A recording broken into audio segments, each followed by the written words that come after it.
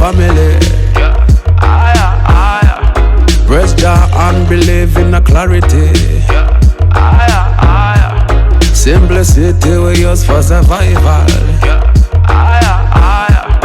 We walk the talk, get up and do the thing. I say think big, don't be caught up not them 16. I say focus on the things that matter. With a positive mind, all can be achieved. Don't follow no man, follow your heart and your dreams. Allman Town, an estimated 10,915 size in population. The hustles and bustles of the streets of Kingston is as relevant as the currency devaluation of the Jamaican dollar. It is a guaranteed surety that the streets will be busy and filled with excitement into the wee hours of the morning. Outside of this community, main residence is a greater part of the city that exhibits major tourist attractions and is more refined for international businesses such as posh restaurants and hotels, a surplus to the thriving economy.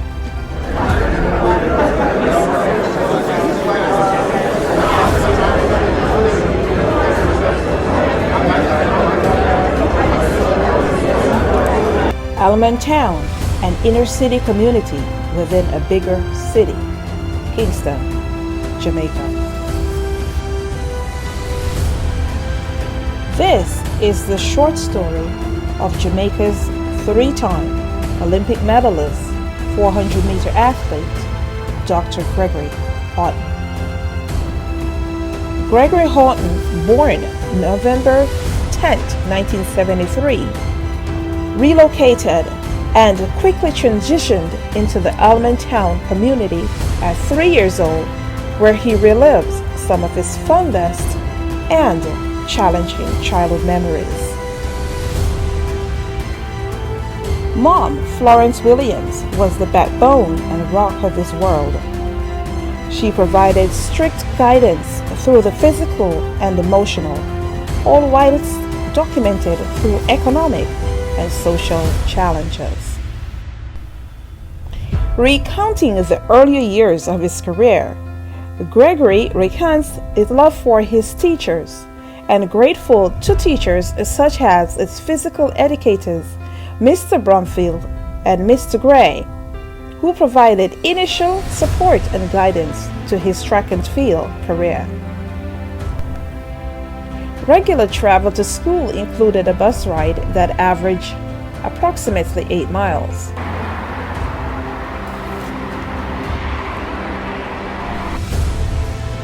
Gregory's high school years included relocating to Seaview Gardens, where he attended Excelsior High School in Mountain View, St. Andrew. Excelsior High School, originally erected in 1931 in Campbelltown, is home to 11 to 20 years old school-aged boys and girls, and averages some 2,000 plus students enrollment, and boasts A-list exclusive educational programs that harbors academics, sports, and the performing arts.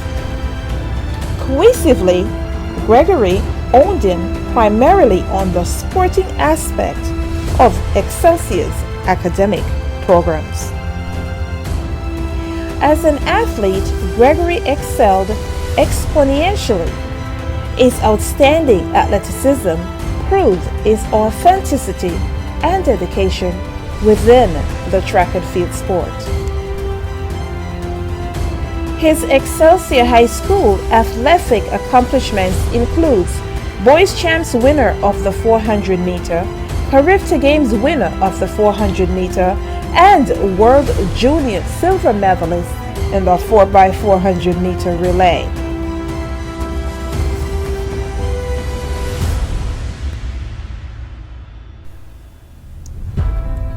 During Greg's athletic tenure, he has been inducted in the Virginia Hall of Fame 1997, George Mason University 2001. Carreras Sports Foundation Male Athlete of the Year 1999 to 2000. Inter-Secondary School Sports Association for Outstanding Contribution to Track and Field in Jamaica 2011. So it comes as no mistake when we decided to reach out for an exclusive interview with Dr. Gregory Haughton for our award-winning Sports World 2020 segment. We have a few questions for you. So you have had an illustrious career that have afforded you outstanding contribution, as, of course, to the Jamaican track and field sport. What would you say, if you can remember, what was your first track meet that you have won? Well, First track meet ever. I think the one that stands out is when I was in middle school, we had a championship, the all middle school championship. We will call it the all primary championship. And I remember I was in the 50-meter dash. And it was a pretty good experience. You know, young kids, we just there to run. So I wasn't thinking about winning with that style. And I remember after winning the race, the 50-meter championship, it was about 1980, the coach and the teachers, they were all celebrating. And I was saying, why are they so happy? It's just a race. To me, it was just a race, but it was the 50-meter championship for first grader. And apparently, I end up being victorious over the previous champion boy from the year before. So from then, they thought that I had some talent, but as a kid, I was only doing it for the fun. Maybe since that time, it is that the teachers realized that you would be an excellent athlete, even though you didn't realize that. What are some of your fondest track memories in high school? Oh man, there's a lot. The one that I appreciate the most was the mutual games. I think this was in 1992. And I remember it was me coming on the scene trying to place a name, to have that name recognition. And I remember we had a young man from Veer Technical. His last name was Edwards. Yeah. And he was so confident that he was going to win that race. And I thought that it was my turn. And I remember, you know, he won the race up to the first 250. And I remember when I took off like a bat out of hell, a common phrase that we normally use. When I blew past him going on the straightaway, it was like he had a pulled hamstring. And I won that race by about 30 meters. And that was then when I started to get a little bit more convinced that I really had it in me, because Edwards was one of the favorites for the boys championship. And for me to be able to beat him in such a convincing manner, the light now was shining on me to be the next guy. So that was one of them that really stood out. There are many others, but that one was one of them that I'm pretty pleased with the outcome of that race. Of course. So, you know, being in high school, or thinking about going to college and university and the schools that they would like to attend, how prepared you would say you were for competing on the college circuit right out of high school? Well, I was ready. I knew I had a little bit more maturing to do, but I felt that because I was dominating the age group in Jamaica, that I was ready physically to some degree. That is with my age group. And there was a certain level of desire and hunger there where I wanted to be known. I wanted to create a name for myself. So physically, in my age group, I was ready. Academically was a different thing, because I don't think I was fully ready academically, because I had placed so much emphasis on running fast then that I ignore the athletic side almost altogether.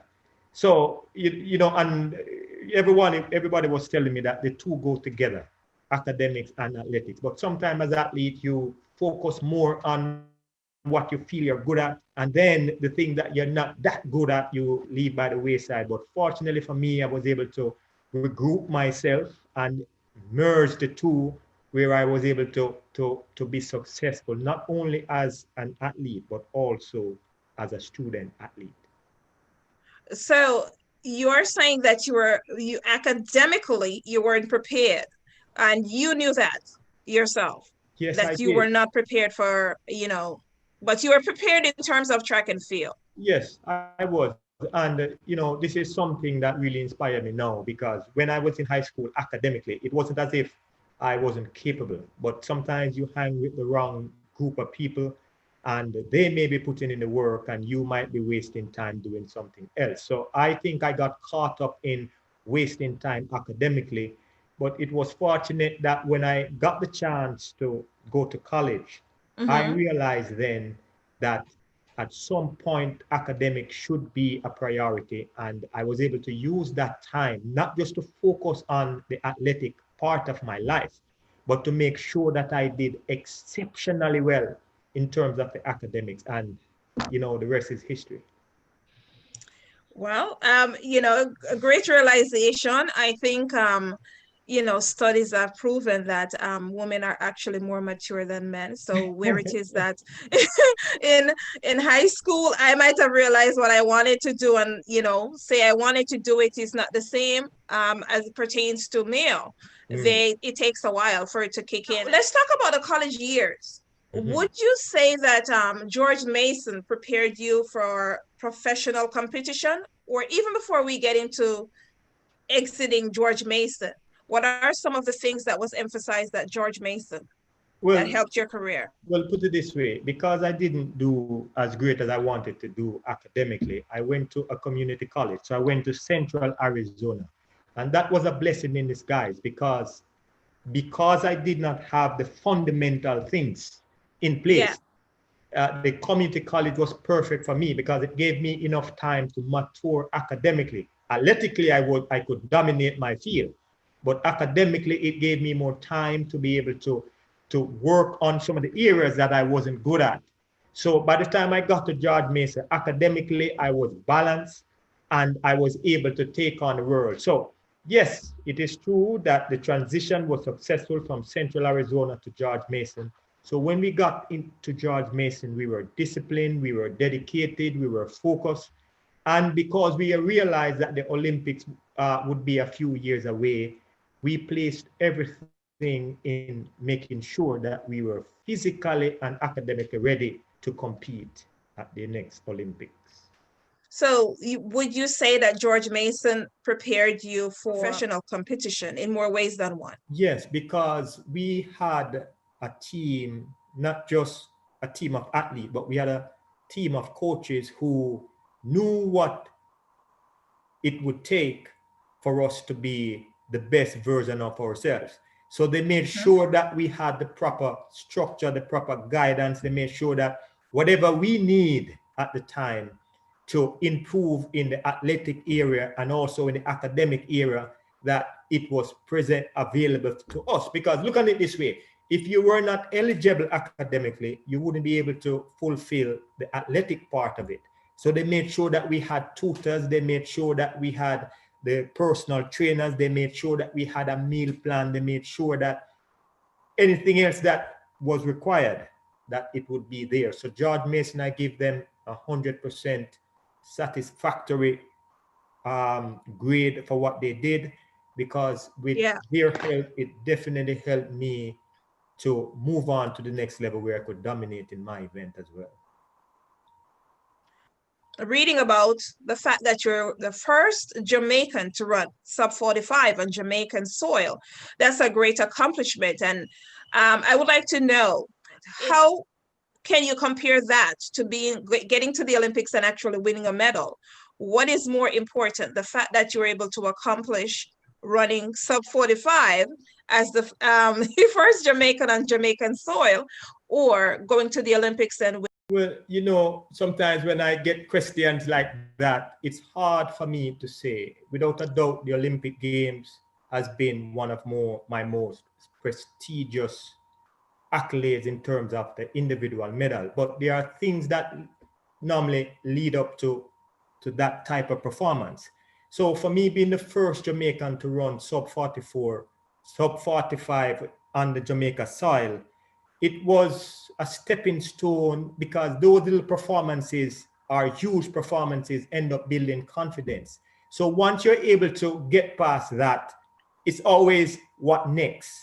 And people would see those accomplishments and come to some conclusion that you are a legitimate 400-meter runner. So in terms of being legitimate based on previous performances, then it helps, because as I got older and I got wiser, I was able to look back at the history, the legacy, to see that, you know, you were really doing some great things. And because you did them well, it translated into the Olympic medals, the World Championship medals, the Pan American medals, the Goodwill medals. You know, it translated into other forms of success. I love the response. It's, you know, a trick question, but of course, yes. Love the response. So what is it that you're, you know, in terms of your track and field accomplishments and the career itself, it has surely prepared you for life after running. Is your job, your current job, has anything to do with track and field? Well, yes. And my profession now, I am a college professor. I teach management and leadership. I am a 3-time Olympic medalist, and I am also the founder and president of Haughton Mentoring Group. Awesome. The Haughton Mentoring Group came about because in my own life, there were things that I wanted to achieve. And even though I had a prosperous career, I felt like there were things that I could do better. And I did not get the level of support at that highest level. And because of that, I formed the Haughton Mentoring Group, which geared towards helping athletes to find their way, to find the level of support they need. And also these athletes must make a transition from being a professional athlete into the real world. And because I'm a college professor, I also see where young people are not fully ready and prepared for the real world. So I was able to use my knowledge and my experience to guide them down the right path. So Haughton Mentoring Group is an extension of that, where we can help an athlete or an individual who also aspire to achieve great things in their career, to provide the support and to provide the guidance that they need to take them through the different phases, the different challenges that they would face. No, it's, you know, my friend always told me that Mr. Experience is a very formidable opponent. And when you are caught by Mr. Experience, sometimes you end up losing a lot of opportunity along the way. And we find that athletes, especially when they're young, they make poor choices, and it normally takes away from what they can accomplish in the future. So the Haughton Mentoring even as adults, they do make even as adults, poor choices.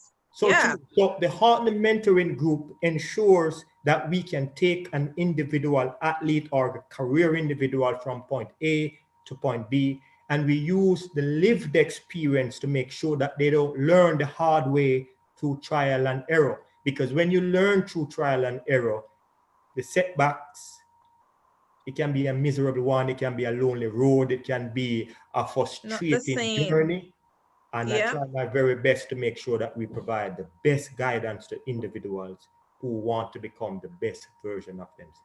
So what is your message you would say to, you know, the up and coming, the amateur elites, or even professionals of the sport? Because professionals of the sport as well need to know exactly what your path was. It may not be the same for them, but there are things that they may learn from, you know, what messages is that you have to give to them. If you look at athletes who are successful, or career individuals who are successful in their field, one of the things you see is that they have competent, sound, qualified people in their corner guiding them. Sometimes as athletes and as individuals, you want to go about it on your own. And that is a very risky chance to take. It is always good to have people with that lived experience that can guide you, because the things that you don't know, chances are they have been there and they have done that. So I would encourage athletes and career individuals that before you jump, look before you leap, and make sure that you have competent advisors around you that can provide good, sound, quality advice that can help you to become the best version of yourself. Yes, in terms of athletic accomplishments, there is no other 400-meter runner in Jamaica who have accomplished the amount of medals and victories on a consistent basis. You know, not That's just true. a 5-time national champion, but the Pan American gold medalist, the Commonwealth Games gold medalist, the Goodwill Games gold medalist, the CAC champion. You know, it goes on and on. The NCAA champion and so on. So it just shows that the consistency was there from beginning. Now, the thing that I would love for people to find out is what made the difference in terms of the 400-meter guy who wasn't able to transcend into becoming that great of an athlete.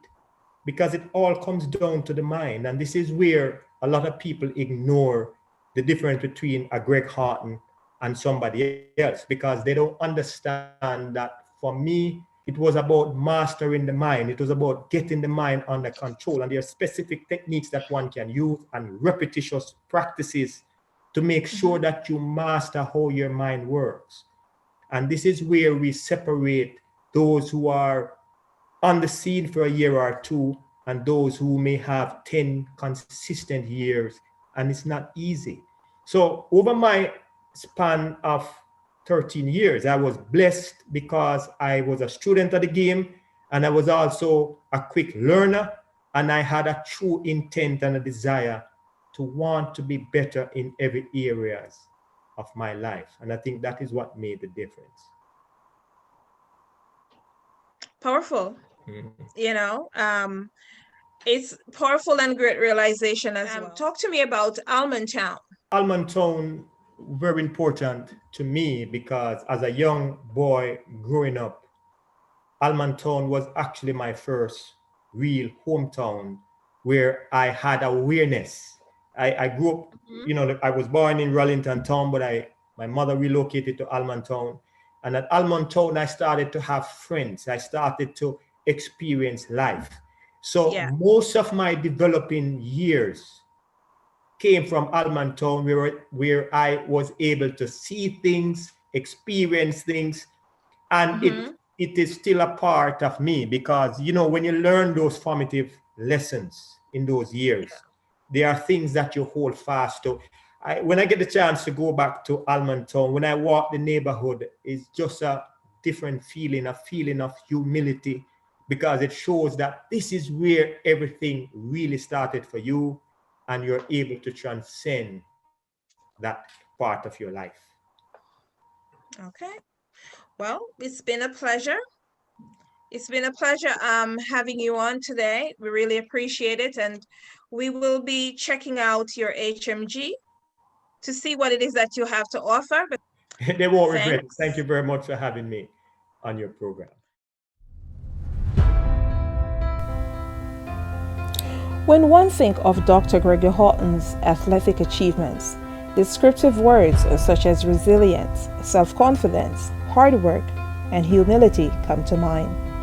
As Muhammad Bilal Shahid states, success, despite the popular belief, isn't a one-way path or a straight line. It is a muddled road with various ups and downs, and you should navigate it with popular care. You might fall or get lost in your way. However, if you keep going, you will eventually reach your destination. End quote. Dr. Haughton's career exudes passion and perseverance throughout his competition years. As an athlete, success is most often driven by a motivational power that helps to substantiate potential accomplishments. It is with rare form that within Dr. Haughton's quest and determination for success as a decorated athlete, his personal attributes played a pivotal role in his HMG professional career.